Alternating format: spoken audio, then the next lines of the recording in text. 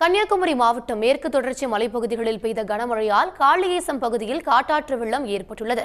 இதுகுறித்த கூடுதல் தகவல்களை செய்தியாளர் வேலாயுத பெருமாளிடம் கேட்கலாம். வேலாயுத பெருமாள், தகவல்களை பதிவு செய்யுங்க. கண்டிப்பாக. அதாவது கன்னியாகுமரி மாவட்டத்தில் கடந்த சில நாட்களாக மேற்கு தொடர்ச்சி மலை கிராமங்களில் கனமழை பெய்து வருகிறது. குறிப்பாக காளிகேசம், கீரிப்பாறை, பரளையாறு, வாழையத்தவேல் மற்றும் சுற்றுவட்டார பகுதிகளில் தொடர்ந்து விட்டு கனமழை பெய்து வருகிறது.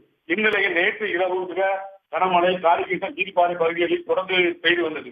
இதன் காரணமாக காளிகேசம், கீரிப்பாறை, வாழையத்தவேல் மற்றும் சுற்றுவட்டார பகுதியில் உள்ள ரப்பர் தோட்டங்களில் ரப்பர் பால்வெட்டு தொழில் தனியார் மற்றும் அரசு தொழிலாளர்கள் ரப்பர் பால்வெட்டு தொழிலாளர்கள் பணிக்கு செல்லவில்லை. குறிப்பாக காளிகேசம், கீரிப்பாறை பகுதியில் மிக அதிக அளவு காட்டாற்று வெள்ளம் கரைபுரண்டு ஓடுகிறது.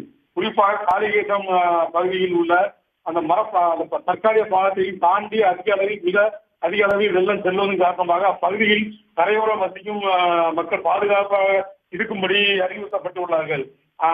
அதே போல் சுற்றுலா பயணிகள் காளிகேசம், கீரிப்பாறை பகுதிகளுக்கு வருவதற்கும் செல்வதற்கும் ஜாக்கிரதையாக இருக்க வேண்டும் என்றும் அறிவுறுத்தப்பட்டுள்ளார்கள். காளிகேசம் பகுதியில் அமைந்துள்ள காளி கோயிலை மூழ்கடிக்கும் அளவுக்கு காட்டாற்று வெள்ளம் தற்போது சென்று வருகிறது. தொடர்ந்து மழை பெய்யும் என்றால் அப்பகுதிகளில் மிகப்பெரிய பாதிப்புகள் ஏற்படுவதற்கு வாய்ப்புகள் இருப்பதன் காரணமாக மாவட்ட நிர்வாகம் இப்பகுதிகளை தொடர்ந்து கண்காணித்து வருகிறது. இதே போல் ரப்பர் பால்வெட்டும் தொழிலுக்கு ரப்பர் பால்வெட்டும் தொழிலாக செல்லாத காரணத்தால் பல லட்சம் ரூபாய் கணக்கான ரூபாய் மதிப்பு ரப்பர் பால்வெட்டும் பணி பாதிப்படைந்துள்ளது. இழப்பும் ரப்பர் பால்வெட்டும் தொழிலாளர்களுக்கு ஏற்பட்டுள்ளது. விவரங்களுக்கு நன்றி வேலாயுத பெருமாள். உள்ளூர் செய்திகள் முதல் உலக செய்திகள் வரை உங்களை சுற்றி நடக்கும் எல்லா செய்திகளையும் நொடிக்கு நொடி அறிந்து கொள்ள சன் நியூஸ் வாட்ஸ்அப் சேனலை ஃபாலோ செய்யுங்கள். QR கோடை ஸ்கேன் செய்து சன் நியூஸோடு இணைந்திருங்கள்.